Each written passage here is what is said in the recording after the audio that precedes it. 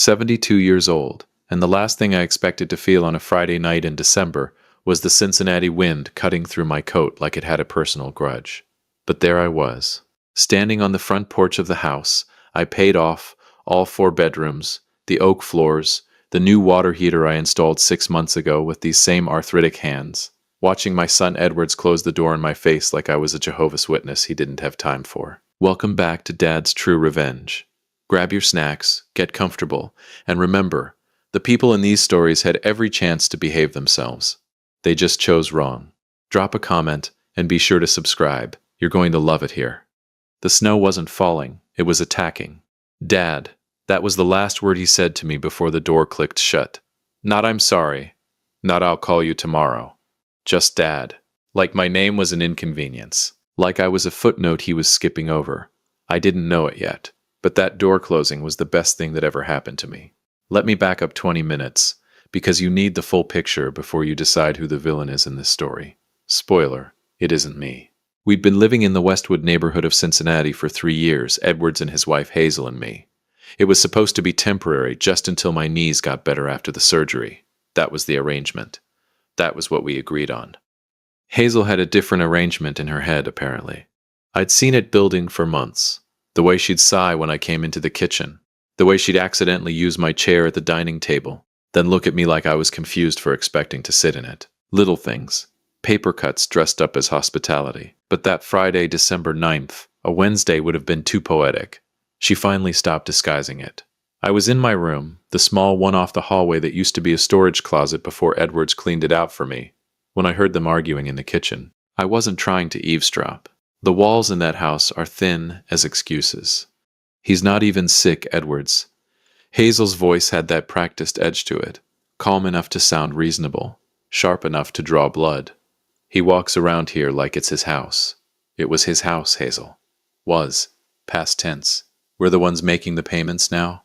I made 2 years of payments on that house before I handed Edwards the deed. But sure. Past tense. I sat on the edge of my bed listening to my daughter-in-law dismantle 40 years of my life in about 11 minutes. She was good. I'll give her that. She had a whole presentation. I half expected a PowerPoint. The Medicare costs. The grocery bill. The way I took over the living room. The fact that I had opinions about how she raised her kids. For the record, I mentioned once that the boys probably shouldn't eat cereal for dinner 3 nights in a row.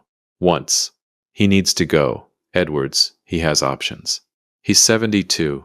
Plenty of people his age live independently. She paused. Or there are facilities. Facilities. The word landed in my chest like a stone in still water. She meant a nursing home. She'd been researching nursing homes.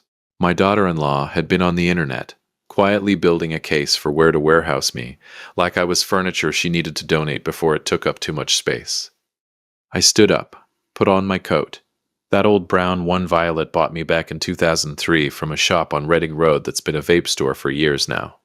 I didn't plan what happened next. I just moved. I walked out of that closet bedroom, down the hall, past the family photos on the wall, photos that included me, by the way, smiling like an idiot who didn't see any of this coming, and into the kitchen. Hazel went quiet when she saw me. Edwards looked at the floor. I heard enough, I said. No dramatics. No shaking voice. I'll get out of your way. Dad, don't. I held up a hand. I'm not doing the part where you apologize and we pretend she didn't say what she said. I'm too old for that scene. Hazel lifted her chin. McCall, nobody's asking you to. Hazel. I looked at her steady. You've been asking me to leave since Labor Day. I'm just finally listening. I went back to my room, grabbed the go bag I'd kept packed for 15 years, old habit from a life I never told Edwards about, and walked to the front door. That's when Hazel said it. I want you to remember she said it. Because I certainly did. Get out, you useless burden. Not a whisper, not something she could walk back and blame on stress. Full volume, like she'd been saving it. Edwards said nothing. I opened the front door and walked into the Cincinnati winter like it was a Friday.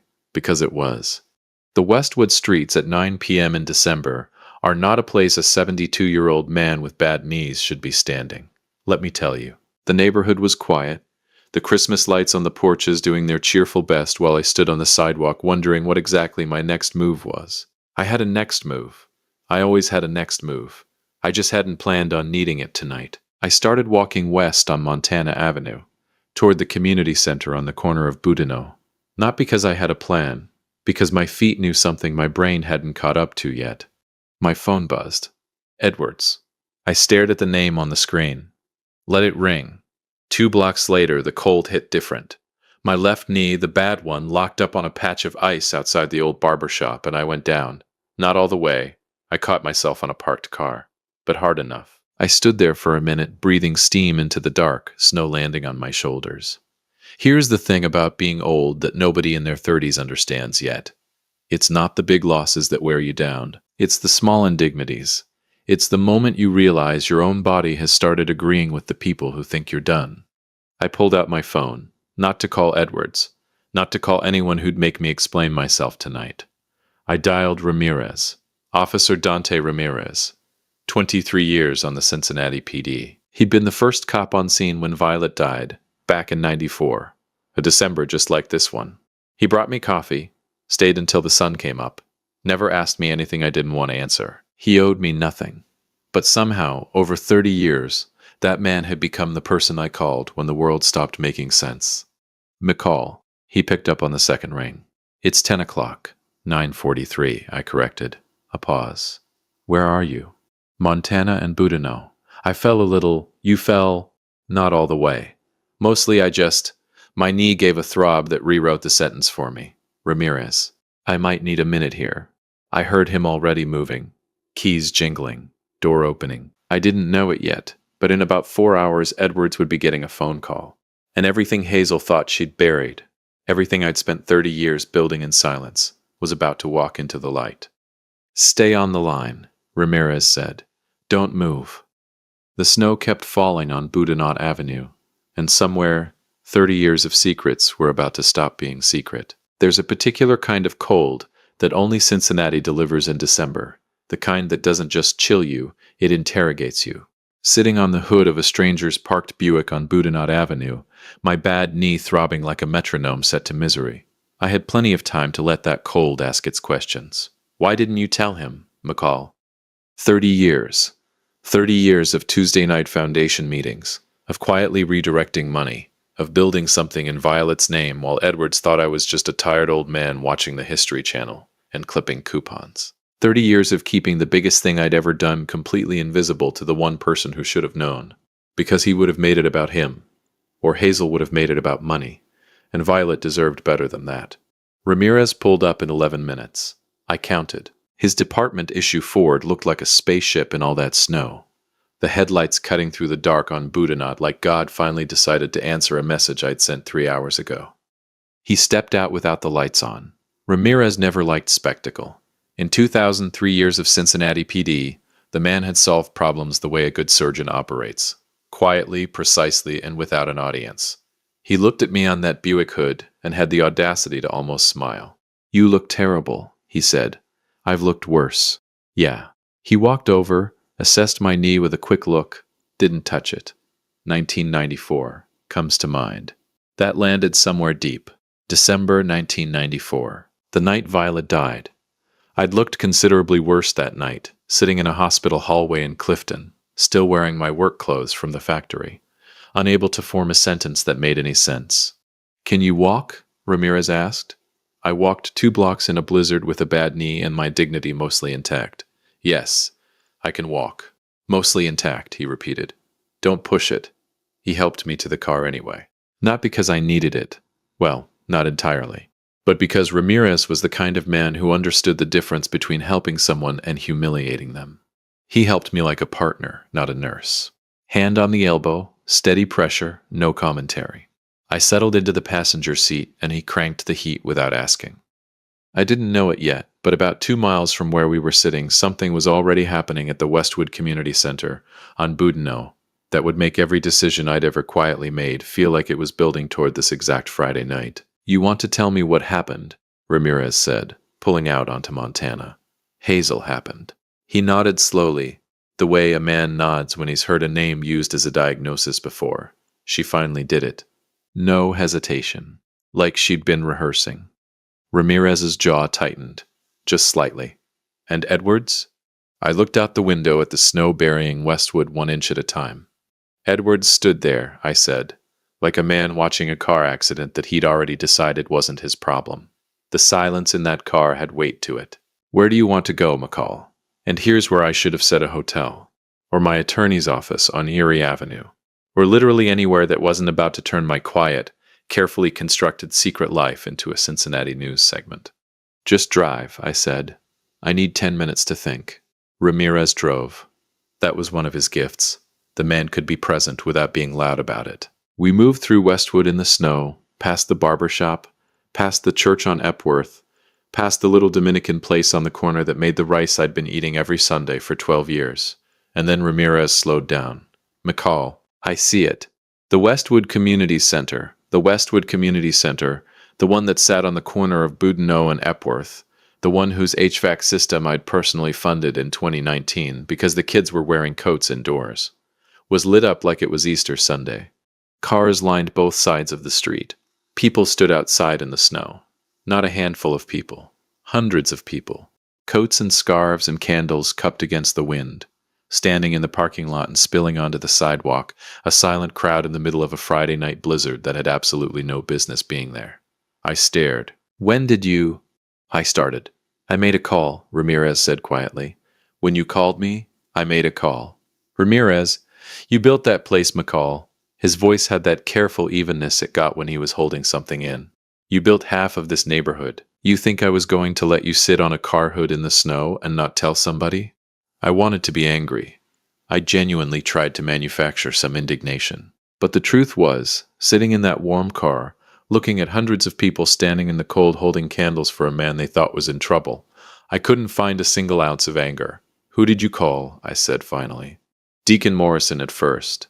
Then it got away from me. Got away from you. These things have a way. He paused. There are 2 news vans, McCall. I want you to be prepared. News. I turned to look at him.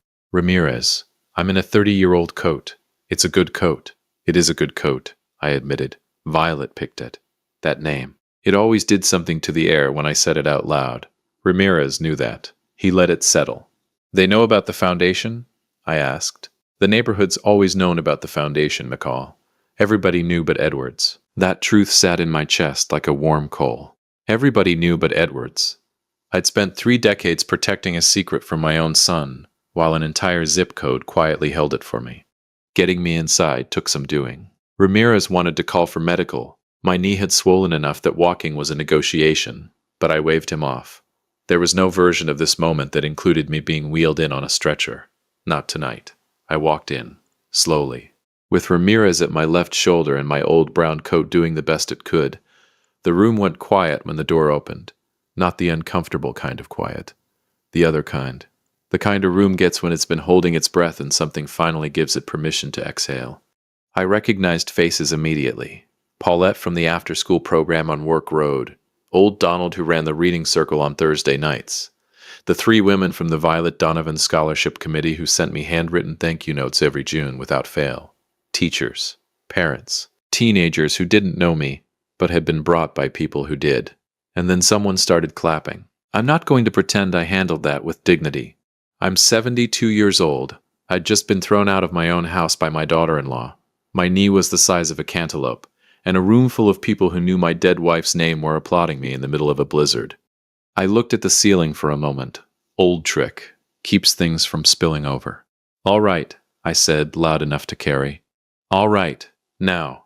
Everybody go home before you catch pneumonia. Violet would be furious with every single one of you. Laughter. Real laughter. The kind that breaks tension like a window. They sat me down in the back office. Ramirez and Paulette between them got me into a chair with my leg elevated, and somebody produced coffee that was strong enough to file taxes, while outside the crowd slowly, reluctantly, began to filter back into the snow. The news cameras stayed. I didn't know it yet, but 14 miles across Cincinnati in a house on Maplewood Avenue in Westwood, a television was on. And a woman named Hazel was watching the 11 o'clock news with the specific expression of a person whose carefully constructed reality is beginning to crack. Ramirez stepped back into the office and closed the door. He had his phone in his hand. He's on his way, he said. I looked up. You called Edwards. I called Edwards. I breathed out slowly through my nose. What exactly did you tell him? I told him his father was found semi-conscious in the snow on Boudinot Avenue and that he needed to come to the community center immediately. Ramirez paused. I may have left out several other details. Several. Most of them. I looked at my coffee. Good man, Ramirez. Genuinely good man. How long? I asked. 20 minutes. Maybe 15 if he runs lights. 15 if he panicked. I sat back in that chair in the back office of the building that carried my wife's name on the outside wall, in letters 3 feet tall. Letters Edwards had somehow never driven past slowly enough to read. And I thought about what I was going to say to my son. Here's what I came up with. Nothing. Not because I was angry, not because I wanted to punish him, but because some things, when the time finally comes, don't need words. Some things explain themselves. Outside the office door, I could hear the news crews setting up. I could hear Paulette talking to someone, her voice steady and proud, saying words like 30 years and 14 schools, and 3 states. I could hear the building itself, the floors I'd refinished, the roof I'd replaced, the gymnasium I'd funded in 2011, breathing around me like it knew something was coming. On the wall directly across from where I sat, through the office's small interior window, I could see the edge of it, the portrait, Violet. Painted by a local artist in 2018, commissioned anonymously, by me, obviously, 6 feet tall and framed in dark mahogany. She was laughing in it, which is how I always remembered her. Not the last months, not the hospital, not December 1994. Before all that, young and laughing, in the yellow dress she wore the summer Edwards was born. Beneath her portrait, in letters I'd chosen myself, carved directly into the wall. Built by Raymond, in love, in silence, forever. McCall, I'd used the name Raymond as a nod to my own father. It was the name I signed on every foundation document for 30 years. The name Westwood knew. The name my son had never once heard me use. Until tonight. I heard the front door of the community center open. I heard the crowd that had gathered, those who hadn't left, those who were never going to leave until they knew I was okay, go quiet again. I heard footsteps, fast ones. And I picked up my coffee cup and I waited. Footsteps have personalities, if you know how to listen. Violet used to say that. She could tell my mood by how I walked down the hallway, whether I was tired or troubled, or trying to pretend I wasn't either. 30 years later, standing in that office with a bad knee and a cup of coffee that had gone lukewarm, I heard my son's footsteps crossing the community center floor, and I knew exactly what they sounded like. Panic. Not grief. Not guilt. Panic.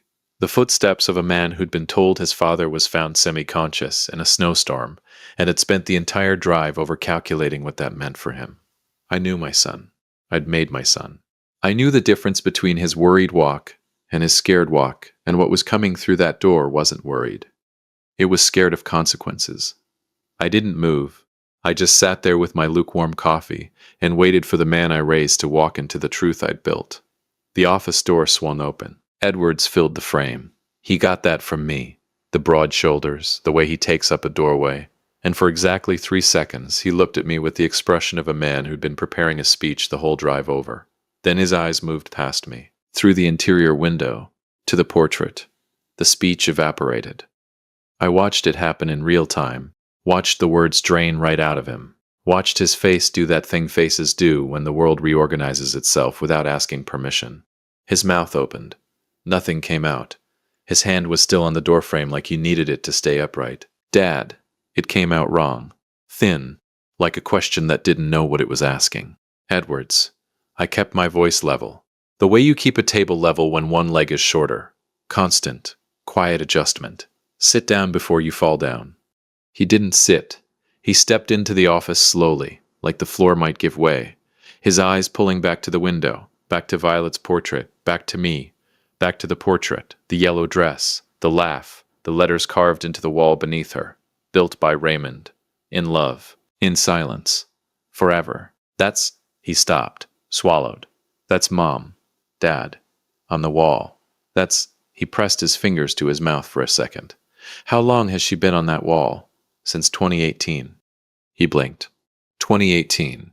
October. They unveiled it on her birthday. Nice ceremony. Good weather for October.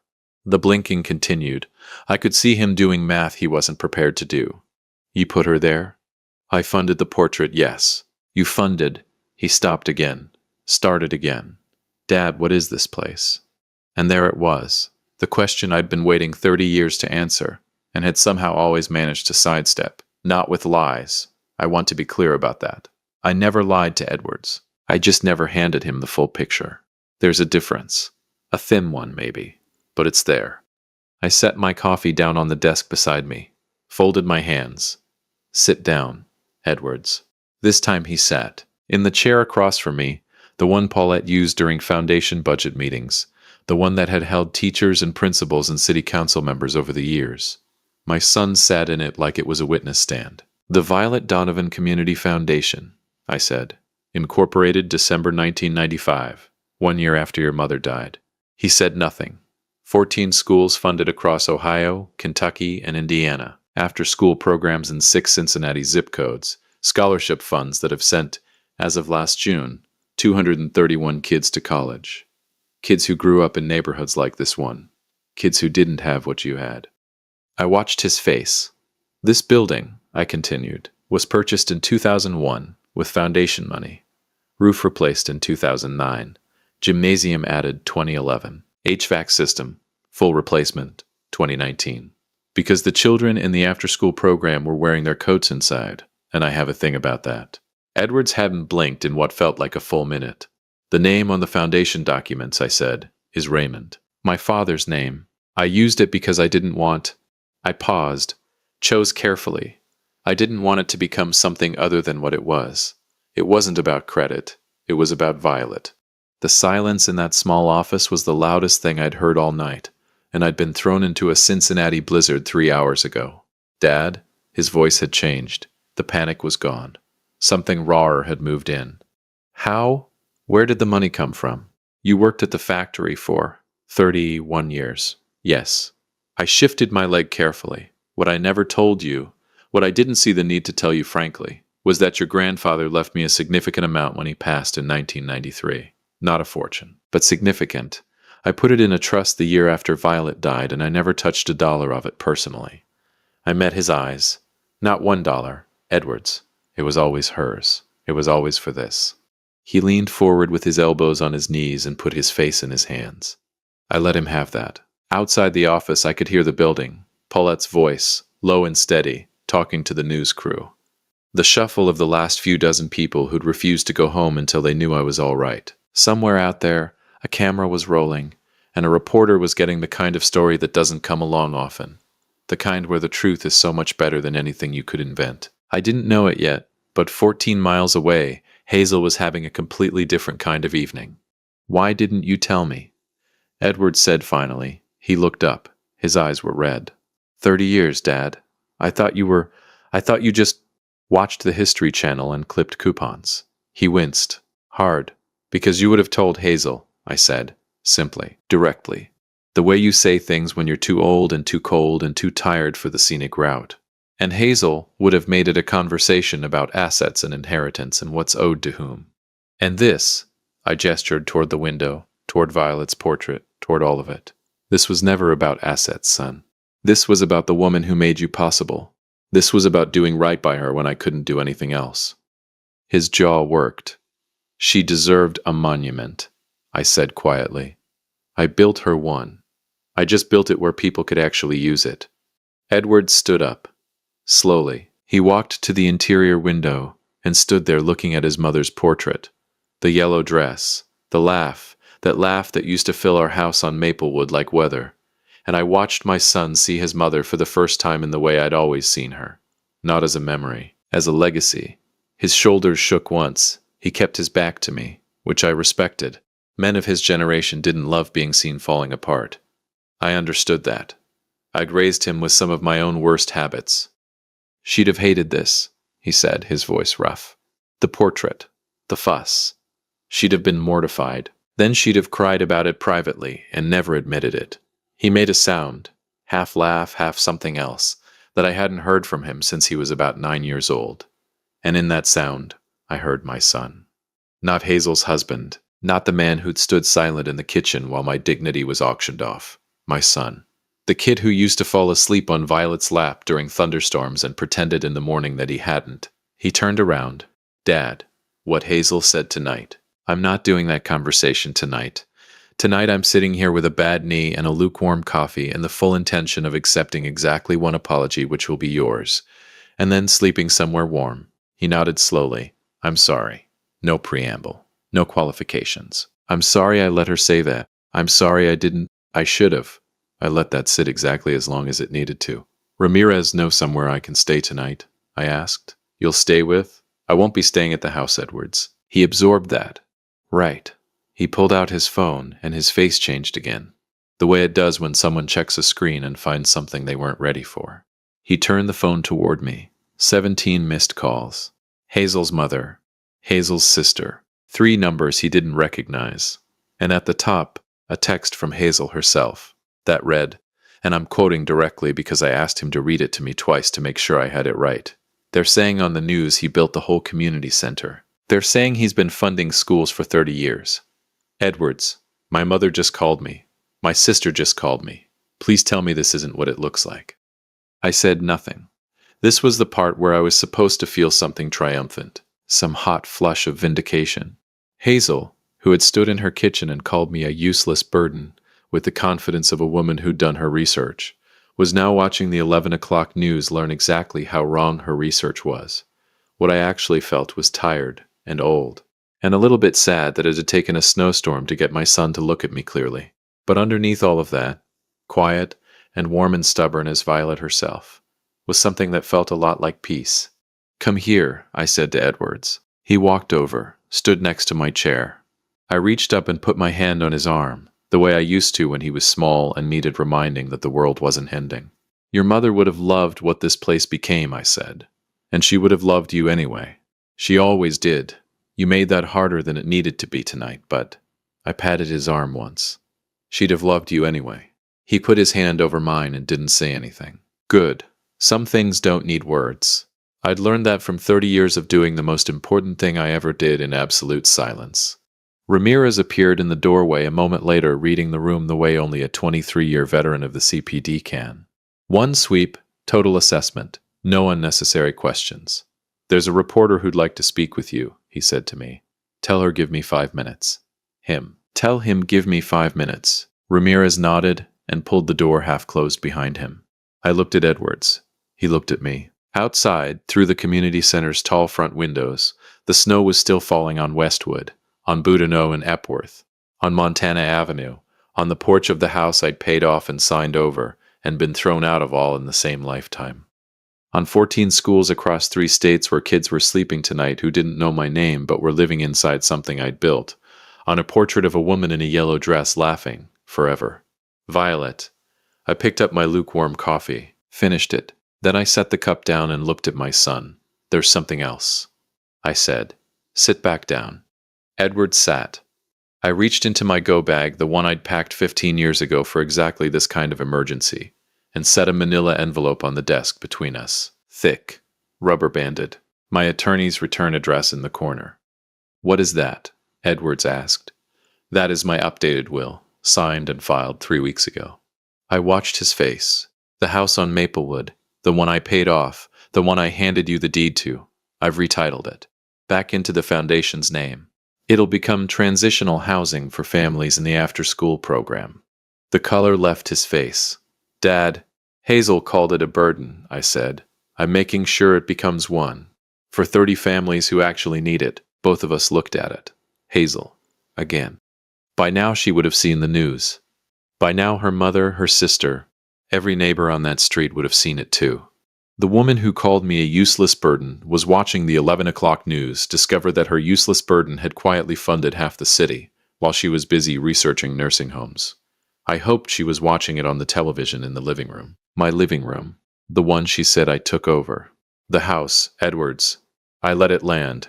She has 60 days to vacate. That's in the paperwork. My attorney sent it this afternoon. Edwards stared at me for a long moment. He looked like a man standing in a house that had just shifted 6 inches to the left, everything familiar, nothing where he left it. What about me? He asked quietly.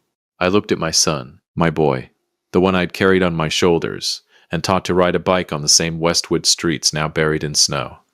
The one who had stood silent in a kitchen while a woman called his father a useless burden. You, I said, have a choice to make, and you have about 60 days to make it. I stood up then, slowly. My bad knee protested every inch of it, and I did not care. Outside the office door, I could hear the reporter asking Paulette how long the foundation had operated. I could hear her answer.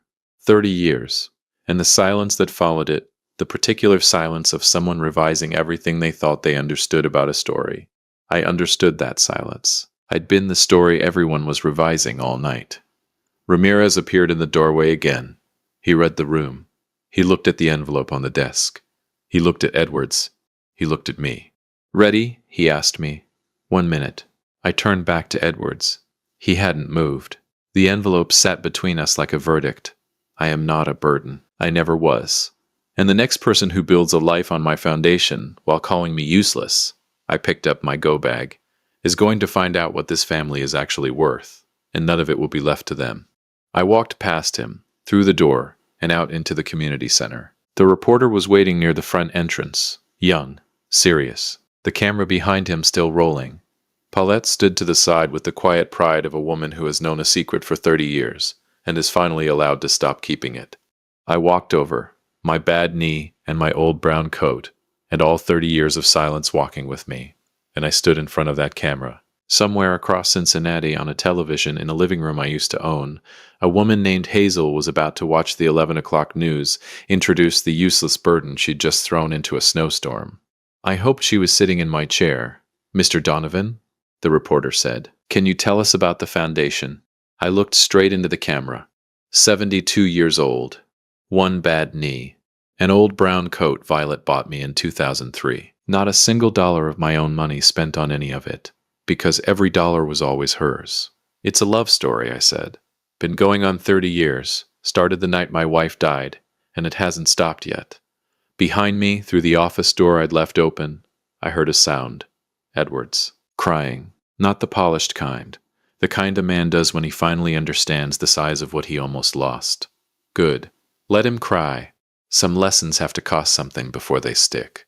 Violet would have agreed with me. She always did, in the end. The snow kept falling on Westwood. The camera kept rolling. And somewhere under 6 feet of laughing portrait and 30 years of silence, a woman in a yellow dress was finally fully irreversibly known. That was enough. That was more than enough. If you liked this story, join our community by hitting that like button and subscribing for more real, raw, and family-centered stories.